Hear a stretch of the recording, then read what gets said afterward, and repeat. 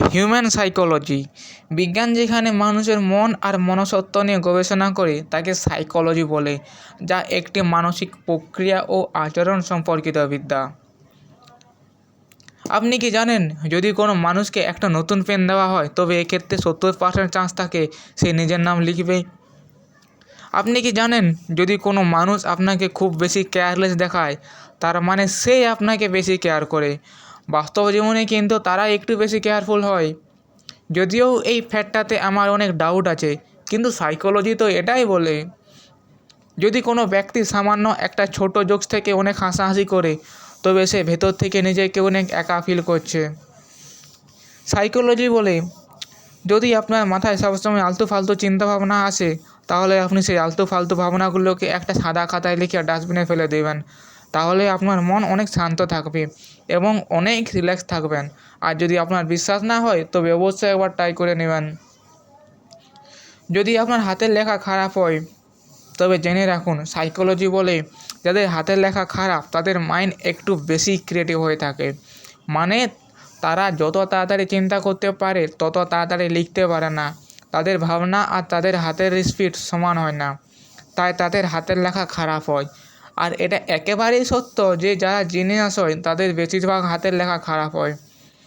আর অধিকাংশ ডাক্তারদের হাতের লেখা কিন্তু খারাপই হয়ে থাকে। আর ডাক্তারদের খারাপ হাতের লেখার জন্য অনেক রোগীও মারাও যায়। আপনি কি জানেন, আপনি ঘুমাতে যাওয়ার আগে যার কথা ভাবেন সেই মানুষটা আপনার জীবনের অনেক খুশির কারণ, এবং আপনি ঘুম থেকে উঠে যার কথা ভাবেন তিনি আপনার ভালোবাসার মানুষ। সাইকোলজির মতে, যদি আপনি আপনার লক্ষ্যের ব্যাপারে কাউকে বলেন তবে এতে 95% চান্স থাকে আপনি তখন আর আপনার লক্ষ্য অর্জন করতে পারবেন না। তাই কোনো দিন কাউকে আপনার লক্ষ্য নিয়ে বলতে যাবেন না। এই ফ্যাক্টটা ছেলেদের জন্য, যদি কোনো মেয়ে আপনার সাথে কথা বলার সময় সে তার নিজের চুলের সাথে খেলা করতে থাকে, তার মানে সেই মেয়ে আপনাকে লাইক করে। সাইকোলজি ঠিক এটাই বলে, কিন্তু আমি কোনোদিন নোটিস করিনি, এবার নোটিস করব। আপনি কি জানেন কনফিডেন্স কী জিনিস?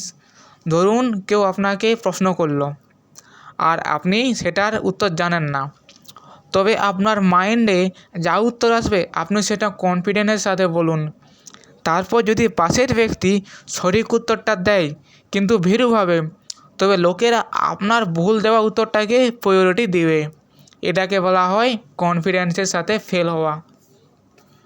যখন কিছু মানুষ একসাথে গল্প করে এবং হাসাহাসি করে, তখন প্রতিটা মানুষ তার সবচেয়ে পছন্দের মানুষটার দিকে তাকাবে।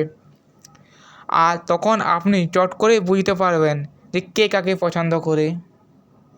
তো আজকের এই সাইকোলজি ফ্যাক্টগুলো আপনাকে কেমন লাগলো আমাকে অবশ্যই কমেন্ট করে জানাবেন। আর যদি ভালো লেগে থাকে তাহলে লাইক, কমেন্ট এবং বন্ধুদের সাথে শেয়ার করে দেবেন। আর এরকম সাইকোলজি ফ্যাক্ট দেখতে অবশ্যই চ্যানেলের সাথে জুড়ে থাকবেন। Thank you.